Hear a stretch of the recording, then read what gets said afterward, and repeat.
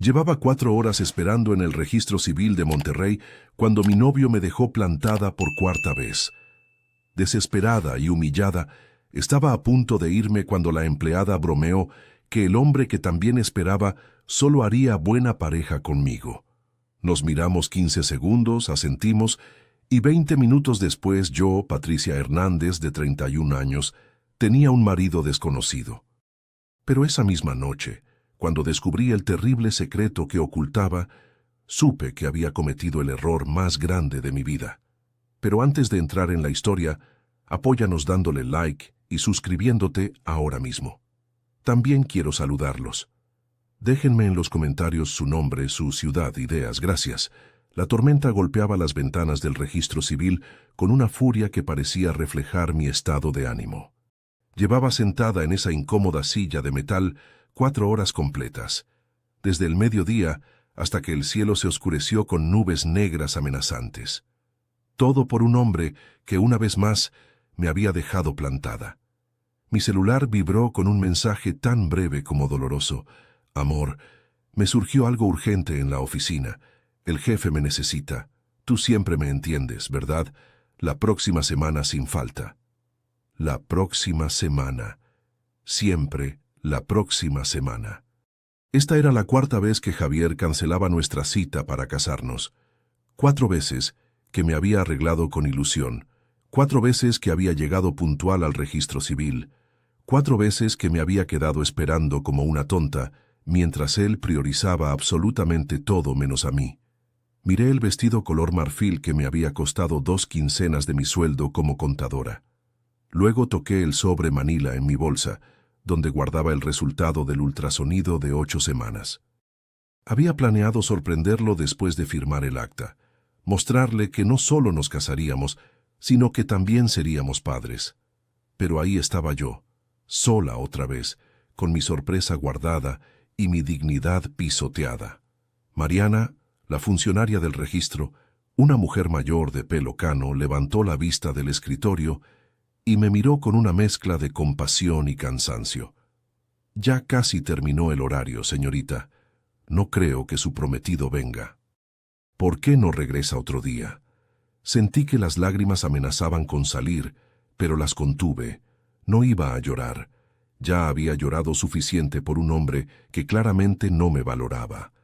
Estaba juntando mis cosas cuando algo en el reflejo de la ventana llamó mi atención. Al otro lado de la sala de espera, en la sección destinada a divorcios y trámites de soltería, había un hombre solo. Vestía una camisa azul marino y pantalón de mezclilla. Acababa de colgar una llamada telefónica y su rostro mostraba una expresión que reconocí de inmediato: derrota, tristeza y una rabia contenida. Con su mano se frotaba la frente como si intentara borrar un dolor de cabeza terrible. Sus ojos reflejaban exactamente lo que yo sentía en ese momento. Como si percibiera mi mirada, levantó la vista. Nuestros ojos se encontraron por un instante que pareció congelarse en el tiempo. En esa mirada compartida había un entendimiento silencioso, una comunión de almas rotas. Mariana nos observó a ambos y suspiró. Quizás el ambiente pesado la agobiaba, porque de repente soltó una broma para aligerar el momento. Miren nada más, qué casualidad. Ese muchacho de allá también lleva esperando desde el mediodía. Por lo que escuché de su llamada, también lo dejaron plantado. Los dos se quedaron esperando en balde. ¿Por qué no se juntan y así no desperdician un día que pudo ser bonito? Aquella broma casual pareció detener el tiempo por completo. El desconocido y yo nos miramos fijamente durante 15 segundos interminables. En sus ojos no vi burla ni superficialidad. Vi el mismo dolor que cargaba yo, la misma indignación y también algo más, la temeridad de alguien que ha sido empujado hasta el límite y ya no tiene nada que perder. De repente, se levantó de su asiento y caminó hacia mí con pasos decididos. Traía consigo el olor a lluvia fresca y un ligero aroma a café. Se plantó frente a mí y me miró directamente a los ojos. Su voz era profunda y firme, sin titubeos. Me llamo Diego, Diego Ramírez. Tengo 33 años, trabajo como ingeniero civil, No tengo vicios, no debo nada a nadie. Mis padres están en Puebla y tengo 2 hermanos. Hizo una pausa, tragó saliva y continuó. Si usted también está harta de esperar a alguien que no la valora y si necesita casarse ahora mismo, hagámoslo. Casémonos hoy. Mi corazón latía tan fuerte que sentí que se me saldría del pecho. No era emoción romántica, era el vértigo de estar parada al borde de un precipicio. Pero entonces la imagen de Javier en sus reuniones de negocios, en sus comidas con clientes, en sus salidas con amigos mientras yo siempre quedaba en segundo plano, despertó algo rebelde dentro de mí. ¿Por qué tenía que seguir esperando a alguien que me hacía sentir invisible? ¿Por qué tenía que irme de ahí humillada una vez más, bajo las miradas compasivas de extraños? Mi hijo merecía un padre presente, no promesas vacías. Apreté mi bolsa contra mi pecho, levanté la cabeza y miré a Diego a los ojos. En un momento de locura absoluta, de esos que cambian el curso de una vida entera, asentí. Está bien. Me llamo Patricia, Patricia Hernández. Tengo 31 años. Traigo todos mis papeles conmigo. Mariana se quedó con la boca abierta, sus ojos casi saliéndose de sus anteojos de pasta. Claramente no esperaba que su broma se convirtiera en realidad. Pero como ambos teníamos nuestros certificados de soltería listos, nuestras identificaciones en orden y todos los requisitos cumplidos, el trámite fue sorprendentemente rápido. 20 minutos después, con el sonido seco del sello estampándose sobre el papel oficial, Diego Ramírez y yo nos convertimos legalmente en marido y mujer.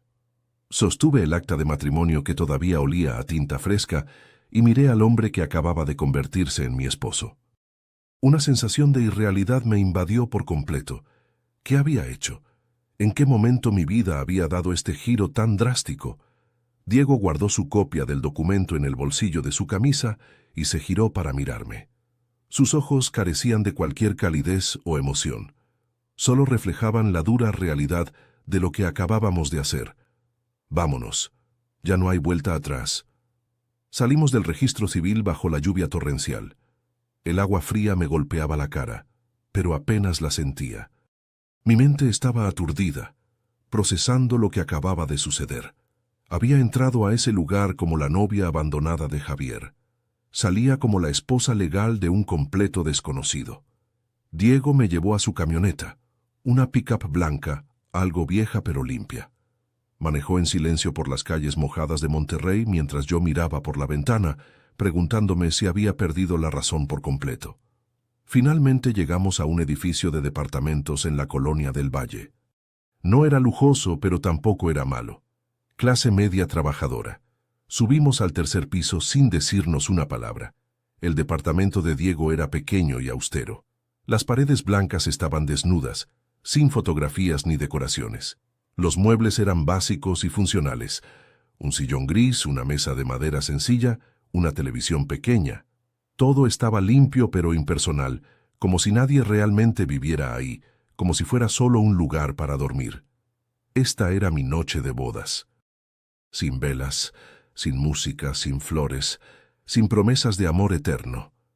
Solo el silencio incómodo de 2 extraños que acababan de unir sus vidas por un pedazo de papel y un arranque de desesperación. Diego fue a la cocina y volvió con un vaso de agua.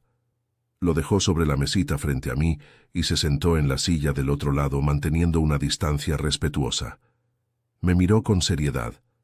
Creo que tenemos que hablar con honestidad. Bebí un sorbo de agua. Mi garganta estaba seca. Asentí esperando lo que vendría. Diego se reclinó en la silla y suspiró profundamente. Su voz se volvió más grave, cargada de un peso que no podía ocultar. Mi hermana pequeña está muy enferma. Tiene leucemia en etapa avanzada. Los médicos dicen que necesita un trasplante urgente de médula ósea. Me quedé helada. El vaso tembló en mi mano. Diego continuó, su mirada perdida en algún punto del piso. Encontramos un donante compatible en el extranjero, pero el procedimiento cuesta una fortuna. El seguro no cubre todo. Necesito el dinero urgentemente o mi hermana va a morir. Cada palabra era como una piedra pesada cayendo en un lago tranquilo, creando ondas que alteraban toda la superficie. Mi prometida. Diego hizo una pausa amarga. Mi ex prometida me dejó hace 2 meses cuando se enteró de la enfermedad de mi hermana. Dijo que no quería atarse a una familia con problemas económicos y médicos tan graves. Miré al desconocido sentado frente a mí y sentí una mezcla de compasión y miedo. Detrás de su decisión impulsiva de casarse había una tragedia familiar, un amor fraternal desesperado. Había aceptado casarse conmigo no por locura, sino por necesidad. Y lo peor era que yo también lo estaba engañando. Mi audacia en el registro civil ahora se revelaba como una carga real que me aplastaba. No podía seguir mintiendo a un hombre decente que estaba en una situación tan límite. Mi conciencia no me lo permitiría. Respiré hondo, reuní todo mi valor, puse una mano sobre mi vientre todavía plano y dije con voz temblorosa pero firme: Diego, yo también tengo que decirte algo. Estoy embarazada, de 8 semanas, es de mi exnovio. El silencio que siguió fue absoluto y aterrador. Amigos, cada historia que les cuento sale todos los días, pero YouTube solo se las mostrará si tocan el botón rojo de suscribirse. Toquen suscribirse, activen la campanita y nunca se perderán una historia. Gracias. Agaché la cabeza, sin atreverme a mirarlo a los ojos. Esperaba gritos, insultos, que me echara de su casa inmediatamente.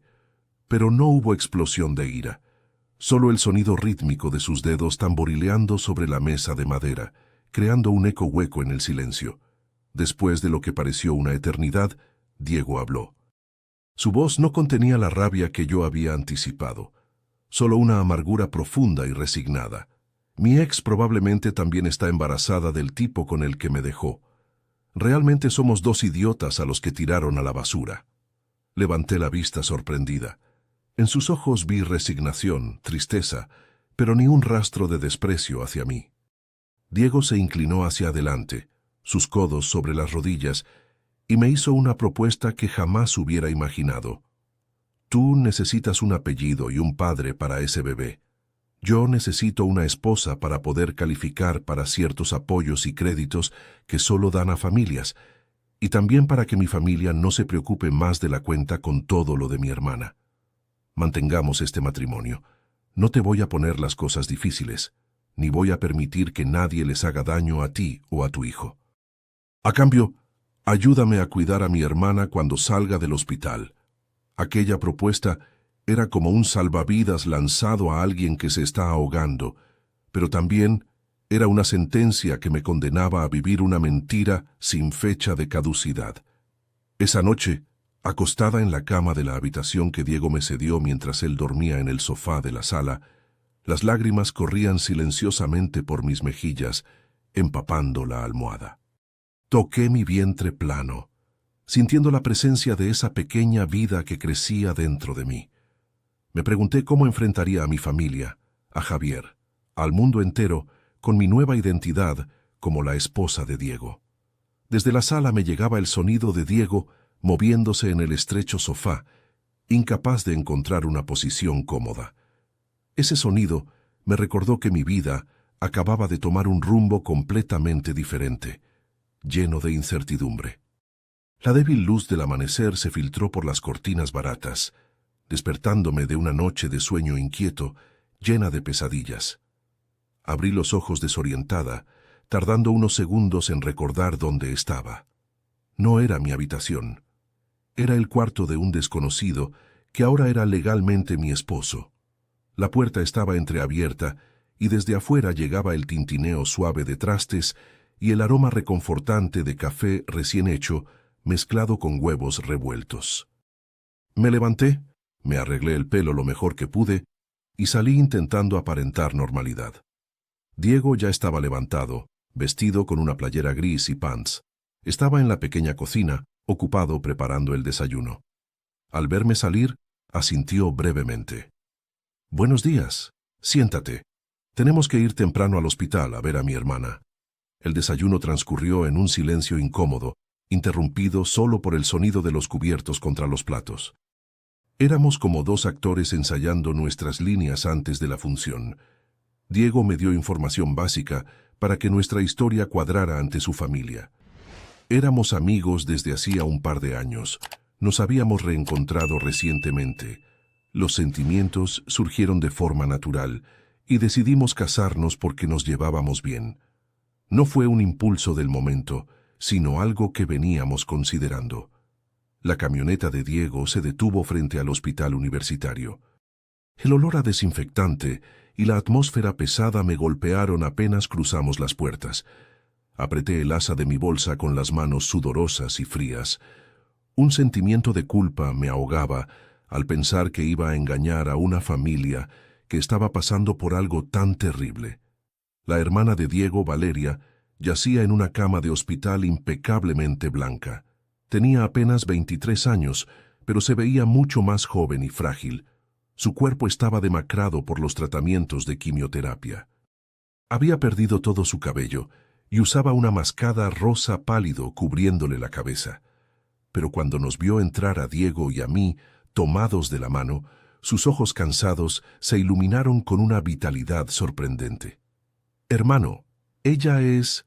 preguntó Valeria con voz débil pero esperanzada. «Sí, vale.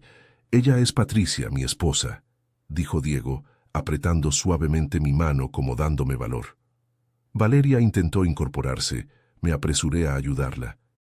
Ella tomó mi mano libre, una mano delgada como un pajarito pero cálida.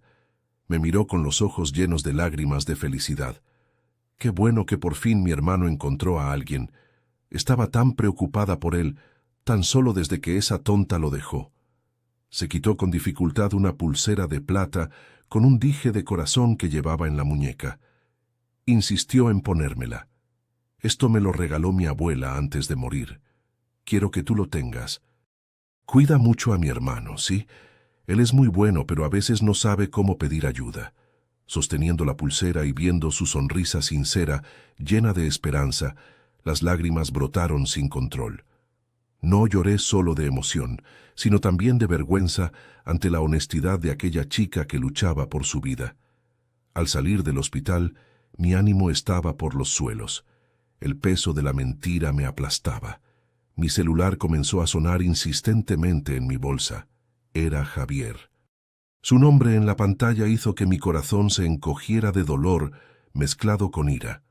Miré a Diego y él asintió indicándome que contestara. Respiré hondo y deslicé el dedo para aceptar la llamada. «¿Dónde andas, Patty? Voy por ti para que comamos juntos y compensar lo de ayer». Me quedé dormido después de unas copas con los del trabajo. Ya sabes cómo es. La voz de Javier sonaba despreocupada y casual, como si dejarme plantada en el registro civil fuera algo tan insignificante como olvidarse de comprar leche.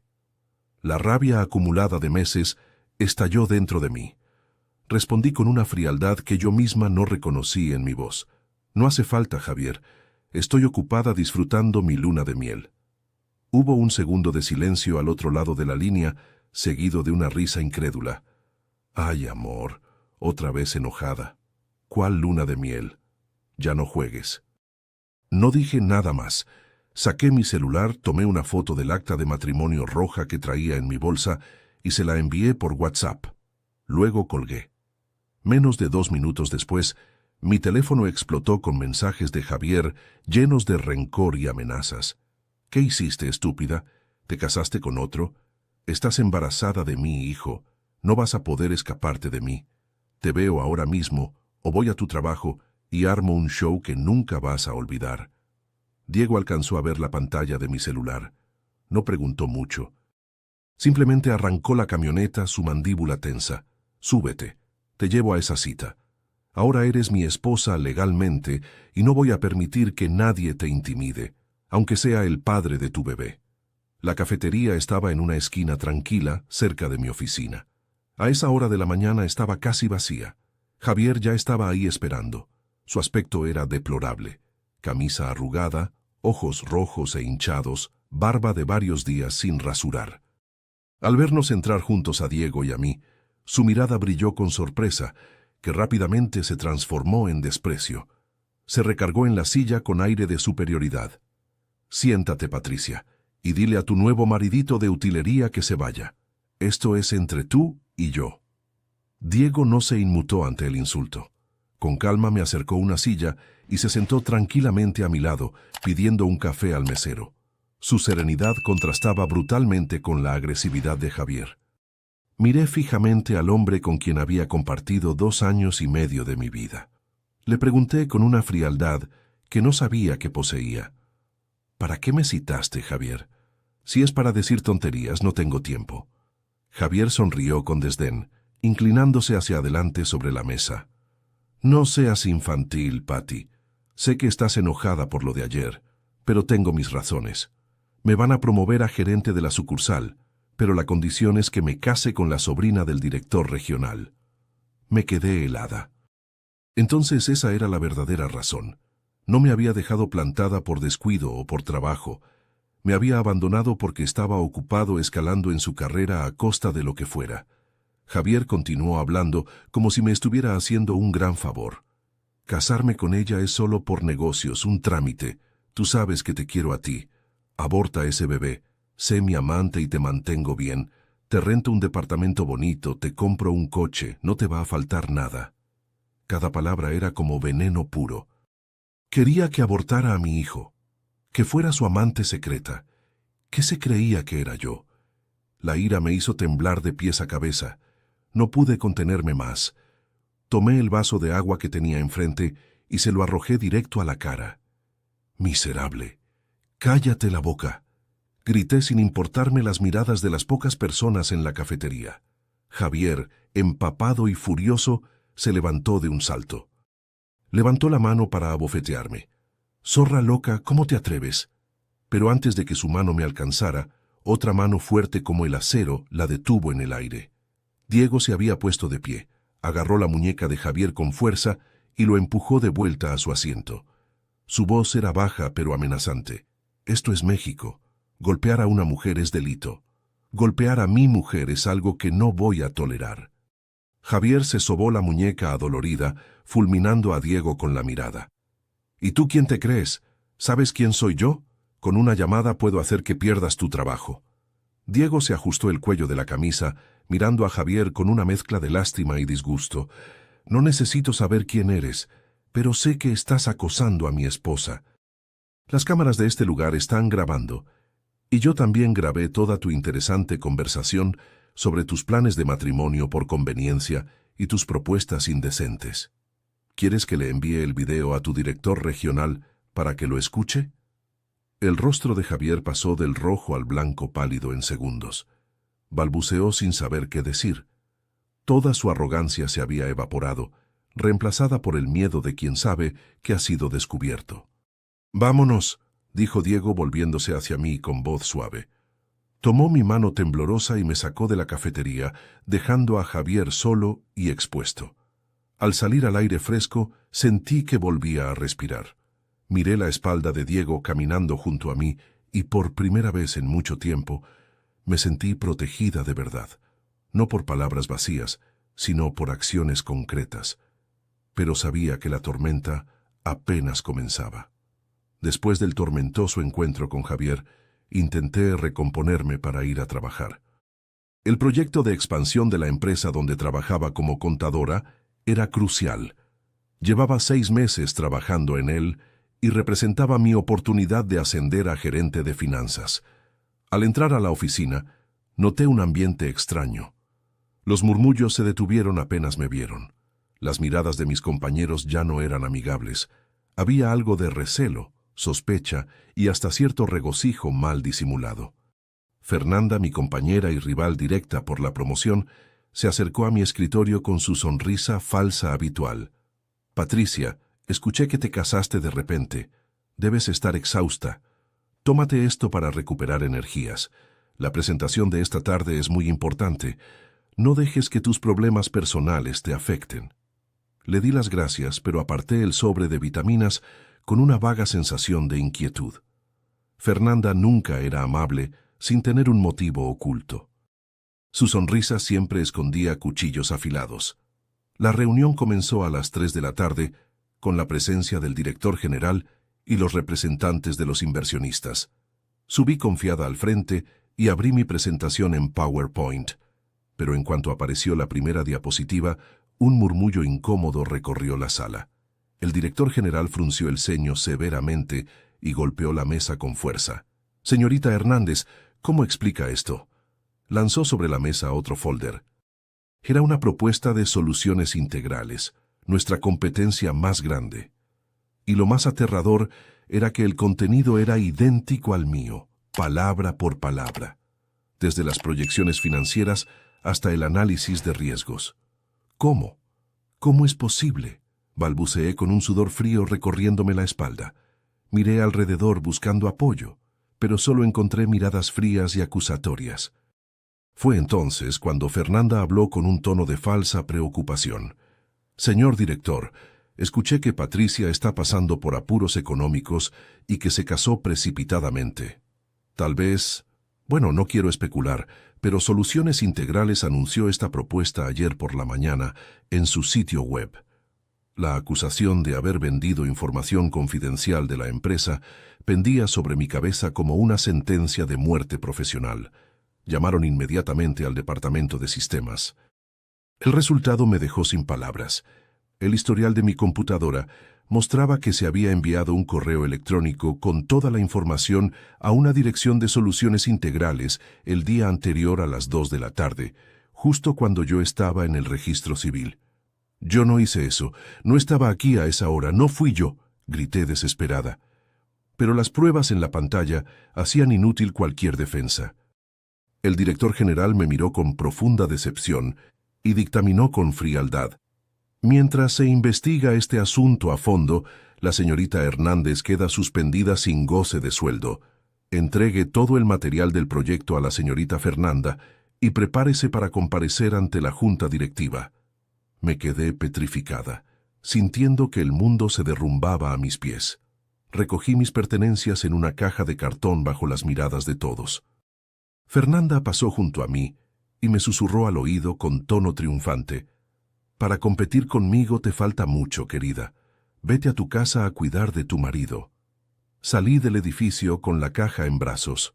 El sol de la tarde caía sobre Monterrey y la gente pasaba apurada a mi lado, indiferente al fracaso de una mujer que acababa de ser expulsada del juego. No lloré. Parecía que mis lágrimas se habían secado por completo. Entendí que no había sido coincidencia, sino una trampa perfectamente orquestada para destruirme. Llegué al departamento cuando ya había anochecido. Diego estaba frente a su computadora, la luz del monitor iluminaba su rostro concentrado. Al verme con la caja no pareció sorprendido. Se levantó en silencio y me quitó la pesada caja de las manos. Me derrumbé en el sofá, agotada física y emocionalmente, preparada para sus preguntas y posibles reproches. «¿Te despidieron?», preguntó con una calma extraña. Asentí y le conté con amargura todo lo que había pasado. Cuando terminé mi relato, agaché la cabeza esperando su juicio. Diego guardó silencio un momento largo.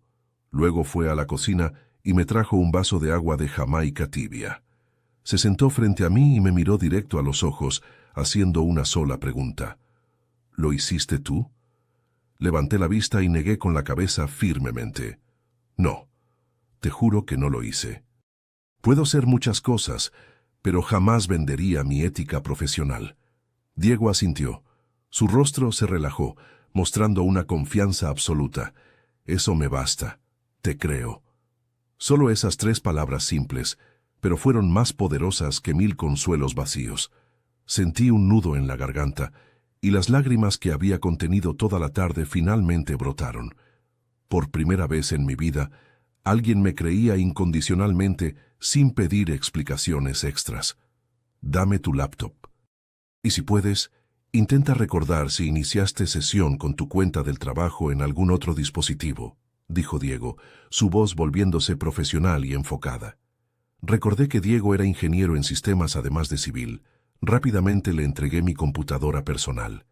Sus dedos volaban sobre el teclado mientras líneas de código corrían por la pantalla a una velocidad impresionante. «La seguridad de tu empresa es bastante débil», comentó después de unos minutos. «Instalaron un keylogger en tu computadora de la oficina, probablemente a través de una memoria USB o un link que abriste sin darte cuenta. Este tipo de software registra todo lo que tecleas, incluyendo contraseñas. Tecleó un poco más y luego señaló una dirección IP en la pantalla. Aquí está el rastro del acceso no autorizado. El correo no se envió desde tu computadora de la oficina directamente, sino de forma remota a través de un servidor proxy para ocultar la IP real. Pero quien lo hizo cometió errores de principiante. Se olvidó de borrar los registros del sistema en tu laptop al sincronizar automáticamente los datos en la nube. Diego continuó rastreando durante aproximadamente 40 minutos. Finalmente suspiró aliviado y giró la pantalla hacia mí. Encontré la dirección IP original. Proviene de un café internet que está justo enfrente de tu oficina. Acceso realizado exactamente a la hora que muestran los registros. Y lo más importante, recuperé un fragmento de chat que el spyware capturó accidentalmente cuando sincronizaba datos. En la pantalla había una captura de pantalla borrosa, pero legible de una conversación de WhatsApp. El remitente era identificado como Faircorp y el destinatario como Javi GM. El mensaje era breve pero revelador. Ya mandé todo el material a Soluciones Integrales como acordamos. No olvides transferirme lo que falta. Patricia está acabada. Miré la pantalla horrorizada. No solo Fernanda estaba detrás de esta conspiración, también Javier había participado activamente en destruir mi carrera y mi reputación. No solo quería que abortara a su hijo, también quería hundirme completamente, quitarme mi trabajo, mi honor, mi futuro. Diego tomó mi mano helada entre las suyas. Ya tenemos las pruebas que necesitas. Mañana te acompaño a tu empresa. El calor de sus manos me reconfortó.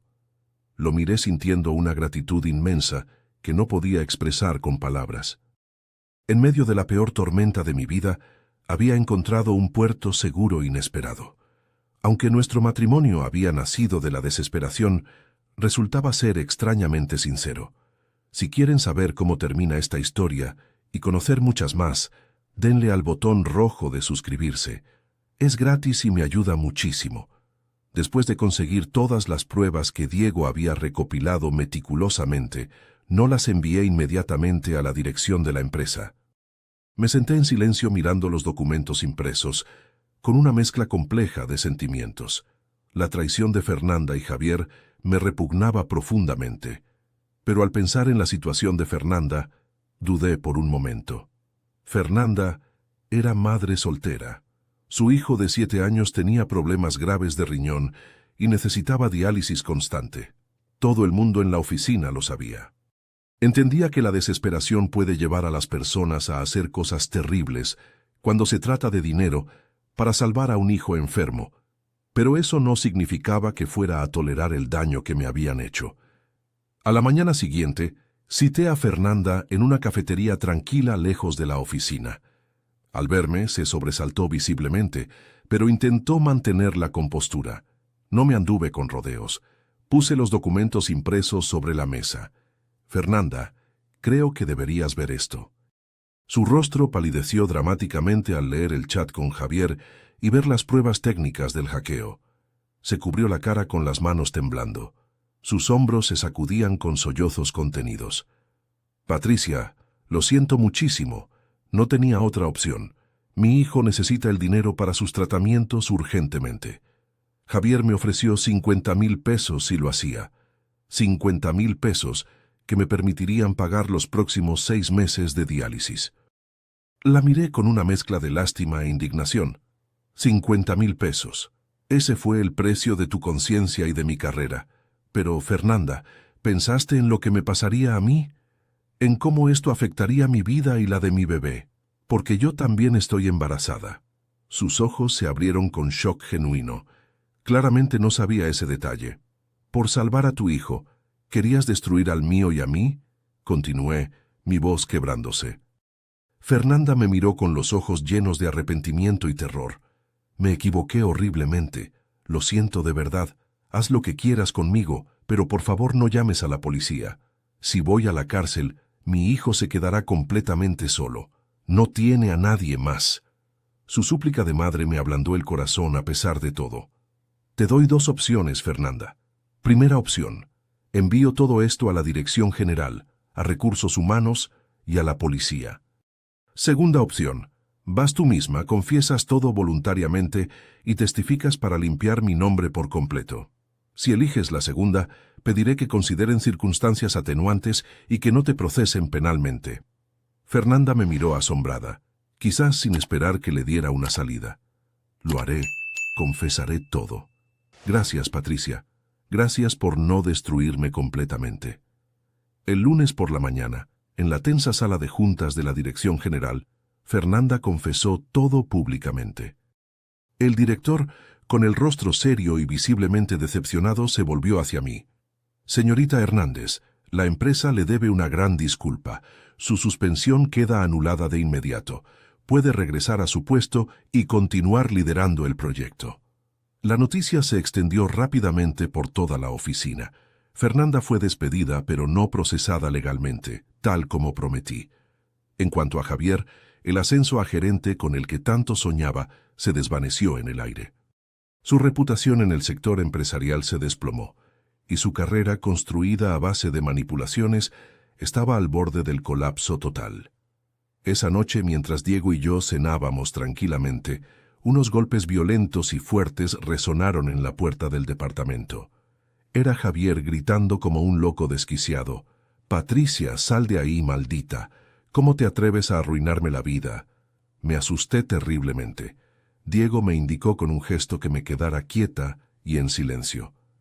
Se acercó a la puerta, miró por la mirilla y sacó su celular. Con absoluta calma comenzó a grabar un video y gritó a través de la puerta. «Javier, te aconsejo que te calmes y te vayas inmediatamente. Estás alterando el orden público y asustando a los vecinos». «Abre la maldita puerta o los mato a los dos», siguió gritando Javier, pateando la puerta con fuerza. Estaba claramente borracho, o había perdido completamente la razón.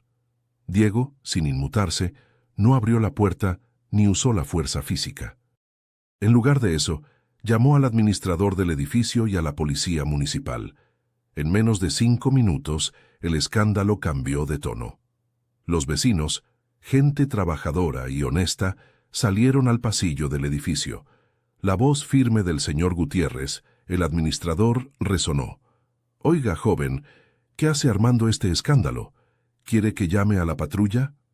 Javier, por muy agresivo que fuera, se acobardó ante la comunidad entera mirándolo con desaprobación. Al ver a 2 policías subiendo las escaleras, se cubrió la cara con las manos y huyó tambaleándose escaleras abajo.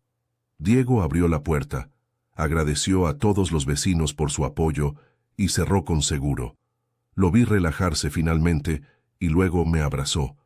Un abrazo fuerte, protector y cálido. «Ya pasó todo. Estoy aquí. Nadie te va a hacer daño», me susurró.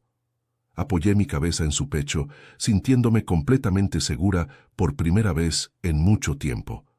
Javier había mostrado su verdadera cara de cobarde. Y Diego, mi esposo de circunstancias, resultaba ser la fortaleza que me protegía de todas las tormentas.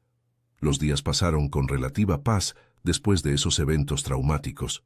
Una tarde lluviosa, apenas 2 semanas después, llegó una terrible noticia del hospital universitario. La condición de Valeria había empeorado drásticamente. La leucemia se había vuelto más agresiva. Los médicos le daban apenas días de vida si no conseguían el trasplante urgentemente. Diego y yo prácticamente vivimos en el hospital durante esos días terribles, turnándonos para estar con Valeria. Ver cómo la vida se escapaba lentamente de su cuerpo frágil me partía el corazón en pedazos. En un momento de lucidez, en medio de tanto sufrimiento, Valeria me llamó con su voz débil. Sacó de debajo de su almohada una pequeña libreta de ahorros del banco y me la puso en la mano con esfuerzo. «Patricia, esto es todo lo que he ahorrado trabajando los veranos. No es mucho, pero quiero que lo uses para el bebé que esperas». Tomé la libreta mientras las lágrimas corrían por mi rostro. Negué con la cabeza. «No, Valeria. Esto es tuyo. Guárdalo». Ella sonrió débilmente. «No seas tonta. Sé perfectamente cómo estoy. También sé que ustedes se casaron rápido por muchas razones complicadas. Me quedé helada. Miré a Diego y él también bajó la cabeza con los hombros temblando. Aquella chica lo sabía todo. Había notado nuestra incomodidad inicial, la formalidad forzada de nuestros gestos, pero nunca nos había confrontado. Había tolerado nuestra mentira porque confiaba en algo más profundo. Pero veo que eres una buena persona, Patricia, continuó Valeria apretando mi mano. Mi hermano es medio cerrado y tosco, pero tiene el corazón más noble del mundo. El destino los unió de una forma extraña, pero la felicidad depende de lo que hagan ustedes con esa oportunidad. Por favor, cuídalo mucho por mí cuando yo ya no esté. Sus últimas palabras fueron como un encargo sagrado, uniendo mi vida permanentemente a la del hombre arrodillado junto a su cama. Valeria nos miró por última vez con los ojos llenos de amor fraternal puro, luego los cerró lentamente. Su mano en la mía se relajó completamente y el monitor cardíaco emitió un pitido largo, continuo y estridente que anunciaba el final de una vida joven. El funeral de Valeria se realizó en un día de lluvia torrencial. Vestida de negro, de pie junto a Diego bajo un paraguas compartido, recibí el pésame de familiares y amigos. Lloré por ella como si fuera mi propia hermana, porque en esas pocas semanas había recibido de Valeria un afecto genuino que me había faltado. Diego estaba ahí con los ojos rojos pero sin derramar una lágrima, manteniéndose fuerte para organizar todo. Ver su figura solitaria y resiliente, entre el humo del incienso y las flores, me llenó de una compasión y un cariño inmensos. A partir de ese momento doloroso, lo nuestro ya no era solo un contrato matrimonial frío, se había convertido en un vínculo real de afecto y apoyo mutuo nacido del dolor compartido. Pero apenas 3 días después del funeral, cuando el dolor aún era tan fresco y reciente, otra tormenta devastadora se desató sobre nosotros sin piedad. Esa mañana temprano, mientras Diego encendía una veladora en el pequeño altar que había armado para Valeria, tocaron la puerta con insistencia. Abrí y me encontré con 2 agentes judiciales y un hombre de traje. Sus rostros eran serios y fríos como el hielo. ¿Se encuentra en casa el señor Diego Ramírez? Tenemos una orden de aprehensión por fraude y evasión fiscal. El agente me mostró un documento oficial con un sello rojo. Sentí que el mundo se tambaleaba bajo mis pies. Diego salió al escuchar las voces, sorprendido pero recuperando la compostura rápidamente. No se resistió al arresto, solo se volvió hacia mí con una mirada de remordimiento y preocupación profunda. Patricia, quédate tranquila en casa, no te preocupes por mí. Voy a aclarar todo esto. Cierra bien la puerta y no abras a nadie. La patrulla se llevó a Diego esposado, dejándome clavada en el umbral de la puerta, incapaz de procesar lo que acababa de suceder. Pero la pesadilla no terminó ahí. Al mediodía, un grupo de hombres con aspecto amenazante llegó al edificio. Golpearon la puerta con furia, arrojaron pintura roja sobre la puerta metálica y pegaron por todo el pasillo notas de cobranza con insultos escritos. ¿Dónde está Diego Ramírez? Que pague lo que debe, no se va a esconder. Los gritos resonaron por todo el edificio, aterrorizando a los vecinos. Me acurruqué en la habitación completamente aterrorizada, abrazando mi vientre instintivamente. Fue en ese momento, cuando la terrible verdad se reveló ante mí. Diego arrastraba una deuda enorme. Imaginé que había pedido prestado dinero a prestamistas para pagar los costosos tratamientos experimentales de Valeria, medicamentos que el seguro no cubría. Había sacrificado literalmente todo, su futuro, su libertad, su seguridad, por intentar salvar a su hermana. Mi teléfono sonó. Era Rocío, mi mejor amiga desde la universidad. Patricia, ¿dónde estás? Escuché que quebraron la empresa de Diego. Los acreedores lo están buscando por todas partes. Recoge tus cosas esenciales y vente a mi casa. Es peligroso que te quedes ahí. Metí algo de ropa y documentos importantes en una mochila. Me puse una gorra y lentes oscuros y salí sigilosamente por la escalera de emergencia, tratando de no ser vista. En la calle me sentí como una fugitiva. Mi esposo arrestado, mi hogar asediado, embarazada y sin saber qué sería de mi futuro. pero sabía con certeza absoluta que no podía rendirme. Tenía que encontrar la forma de salvar a Diego, de ayudar al hombre que había arriesgado todo por amor a su familia. Esa misma noche, Rocío y yo nos colamos en la oficina clausurada de la empresa de Diego. Gracias a un favor que el tío de Rocío le había hecho al viejo vigilante del edificio, conseguimos entrar por la puerta trasera durante 20 minutos. El lugar estaba completamente desolado y oscuro. Sin encender las luces principales, usamos las linternas de nuestros celulares. Fui directa a la oficina personal de Diego, recordando algo que él había mencionado una vez mientras hablábamos. Detrás de un cuadro con paisaje, había una pequeña caja fuerte empotrada en la pared. Introduje temblorosa la fecha de nacimiento de Valeria como contraseña. La puerta se abrió con un clic suave. Dentro no había dinero ni joyas, solo un montón de papeles y un diario de piel café gastado. Lo abrí con manos temblorosas. Era el diario personal de Diego. En él relataba con detalle desgarrador su lucha desesperada por salvar a Valeria. El doctor dice que un nuevo tratamiento experimental podría darle 6 meses más de vida, tal vez 1 año. Pero cuesta una fortuna absoluta. Vendí mi coche, hipotequé el departamento, pero aún no es suficiente.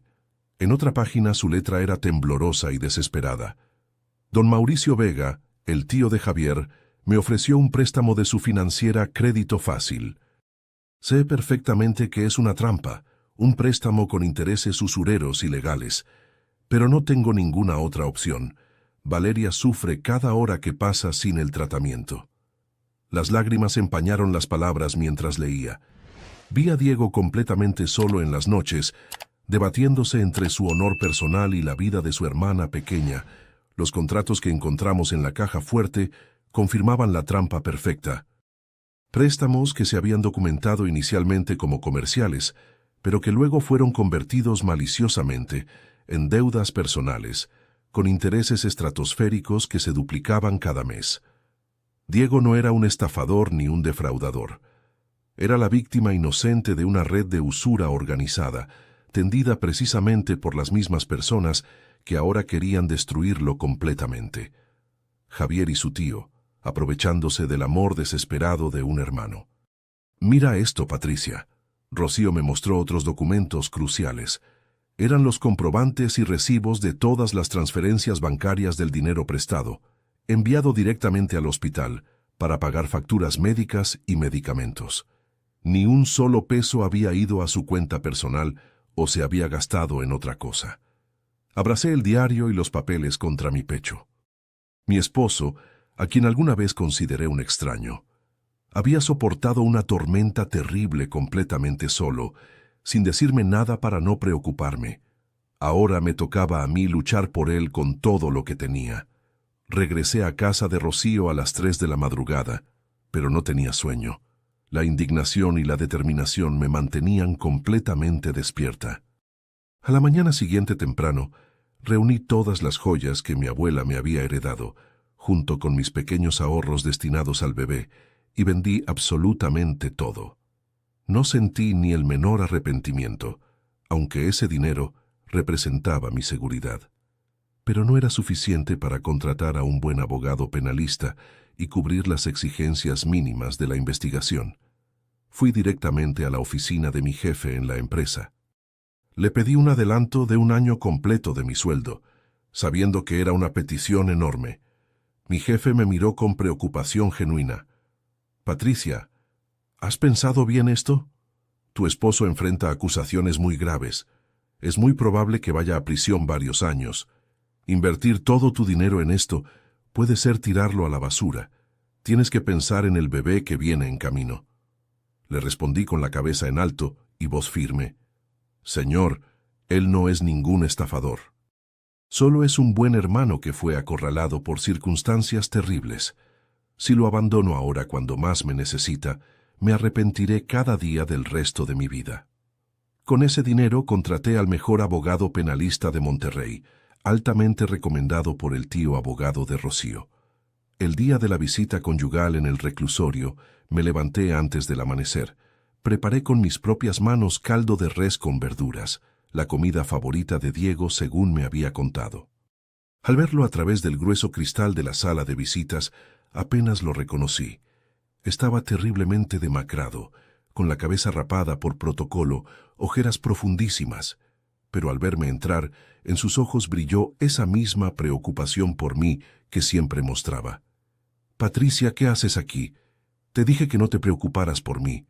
Su voz estaba ronca de tanto no hablar. «Vete, divórciate de mí.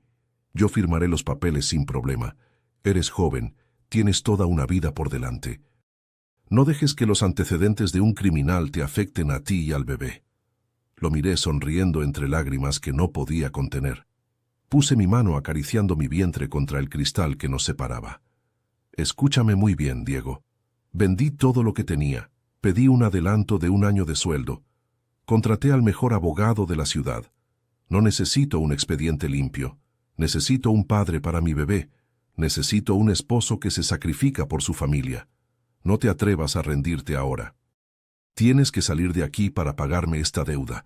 Una deuda de gratitud que durará toda nuestra vida». Diego se quedó en silencio absoluto. Sus hombros comenzaron a temblar incontrolablemente. Bajó la cabeza intentando ocultar sus lágrimas de un hombre destrozado. En ese momento, en la atmósfera opresiva y fría del reclusorio, nuestro vínculo se fortaleció de una manera que ningún juramento romántico hubiera podido lograr. El juicio se celebró en un día gris y pesado. En la solemne sala del juzgado, me senté en la primera fila con las manos entrelazadas fuertemente. Rocío me apretaba la mano para darme ánimo. Diego, de pie ante el estrado con su uniforme de reo, parecía frágil físicamente, pero mantenía la espalda recta y digna. El fiscal leyó los cargos con voz monótona. Fraude, apropiación indebida, evasión fiscal, grandes sumas de dinero involucradas. Cada palabra era como un clavo en el ataúd de mi esposo. Cuando llegó el turno de la defensa, nuestro abogado, un hombre mayor, sereno y experimentado, se levantó con calma. Presentó metódicamente al tribunal el diario personal de Diego, todas las facturas del hospital, los recibos de medicamentos y, sobre todo, los contratos fraudulentos de la financiera de don Mauricio. Señorías, el acusado Diego Ramírez nunca tuvo la intención de apropiarse de ningún bien para beneficio personal. Actuó bajo un estado de necesidad extrema para intentar salvar la vida de su hermana menor.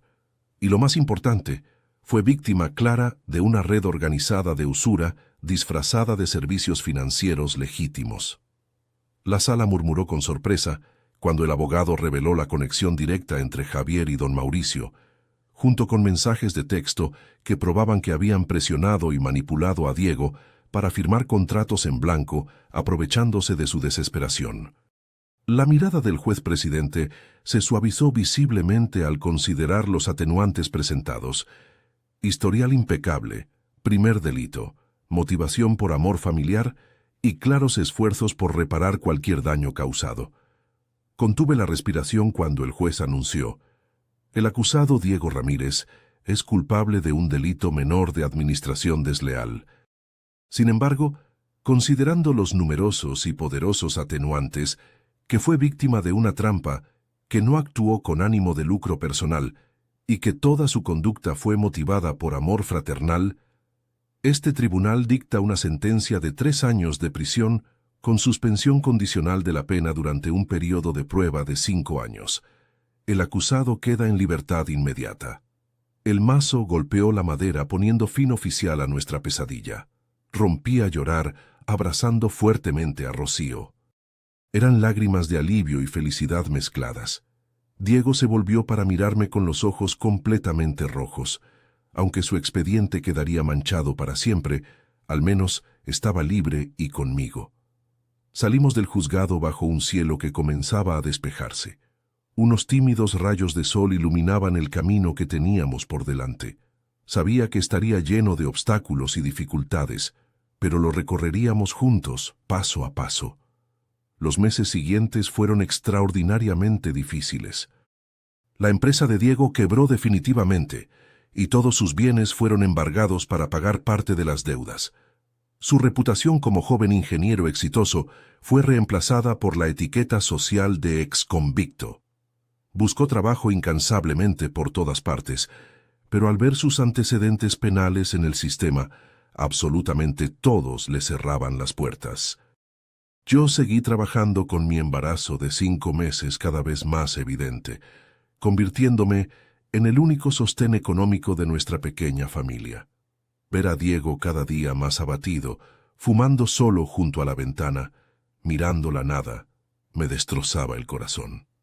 Una noche, al regresar tarde del trabajo, lo encontré con la cabeza hundida sobre la mesa, la cena que había preparado completamente fría. Lo abracé suavemente por detrás. Amor, no te desanimes así. Si nadie te quiere contratar como ingeniero, haremos otra cosa. Mientras sea trabajo honrado, no hay absolutamente nada de qué avergonzarse. Diego levantó la vista. Sus ojos brillaban con una determinación renovada. Tienes toda la razón. No puedo permitir que mi mujer y mi hijo sufran más por mi culpa. Soy un hombre y tengo que sacar adelante a esta familia como sea. A la mañana siguiente, guardó todos sus trajes en el fondo del closet y se puso el uniforme naranja de una empresa de paquetería. El ingeniero, que solo conocía oficinas con aire acondicionado, ahora se enfrentaba al sol abrasador del verano de Monterrey, repartiendo paquetes por toda la ciudad en una motocicleta. Una vez lo vi por casualidad, entregando un pedido en un lujoso edificio corporativo, sudando a mares, la ropa sucia de polvo del camino. Irónicamente, el destinatario del paquete era un antiguo empleado suyo. El muchacho se quedó completamente helado al ver a su ex jefe vestido de repartidor. Diego, después de un instante inicial de vergüenza, levantó la cabeza con dignidad y sonrió amablemente. Aquí está tu paquete, joven. No olvides darme 5 estrellas en la aplicación. El empleado, visiblemente conmovido por su actitud, recibió el paquete con profundo respeto. Diego se fue en su motocicleta. Su figura se perdió entre el tráfico, pequeña pero increíblemente fuerte. Esa noche me entregó el dinero que había ganado durante la semana, un puñado de billetes arrugados.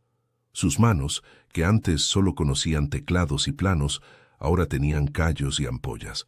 Tomé ese dinero ganado con sudor honesto y sentí que valía más que cualquier fortuna del mundo. Estábamos comenzando de nuevo desde las cenizas, desde cero absoluto, sin fama, sin lujos, sin la vida que alguna vez imaginamos. Pero teníamos algo mucho más valioso, el amor y apoyo incondicional de 2 personas que habían aprendido a confiar profundamente una en la otra. Los meses pasaron lentamente. Mi embarazo avanzó sin complicaciones mayores. Diego trabajaba incansablemente, tomando turnos dobles siempre que podía. Una tarde de domingo, mientras descansábamos juntos en el pequeño departamento que ahora rentábamos, sentí la primera patada fuerte de nuestro bebé. Diego, ven, siente esto. Lo llamé emocionada. Puso su mano sobre mi vientre abultado. Cuando sintió la patadita, sus ojos se llenaron de lágrimas de felicidad pura. Hola, pequeño, soy tu papá. Te prometo que voy a darte la mejor vida que pueda, aunque tenga que trabajar el resto de mis días. Lo abracé fuertemente, sabiendo que habíamos encontrado algo que muchas parejas nunca encuentran. Amor verdadero nacido no de la pasión romántica, sino del apoyo mutuo en los momentos más oscuros. 5 meses después, nació nuestro hijo. Un niño hermoso y sano que llenó de luz cada rincón de nuestras vidas. Al mirarlo en mis brazos, con Diego a mi lado exhausto pero radiante de felicidad, recordé aquella tarde lluviosa en el Registro Civil de Monterrey. Ese día, desesperada y humillada, aposté mi futuro completo a un matrimonio con un desconocido. ¿Quién hubiera imaginado que esa apuesta desesperada me traería la familia más hermosa del mundo, un esposo maravilloso y verdadero y una felicidad que nunca supe que existía? A veces, las mejores cosas de la vida nacen de las decisiones más locas, tomadas en los momentos más oscuros, y a veces, el amor verdadero se construye no en días soleados, sino en las tormentas más terribles que la vida nos arroja. Si te gustó esta historia, haz clic en suscríbete y cuéntame en los comentarios qué parte te impresionó. Mañana hay más. Nos vemos allí. Esta narrativa tiene como único propósito inspirar reflexión sobre las relaciones familiares, la importancia de la honestidad emocional, el perdón y el valor del tiempo. No debe interpretarse como consejo médico, psicológico o de ningún otro tipo profesional. Si estás enfrentando una enfermedad grave, conflictos familiares o situaciones emocionales difíciles, busca el apoyo de profesionales cualificados como médicos, terapeutas o consejeros. Este contenido es apto para todo público y cumple con las directrices de contenido familiar de YouTube.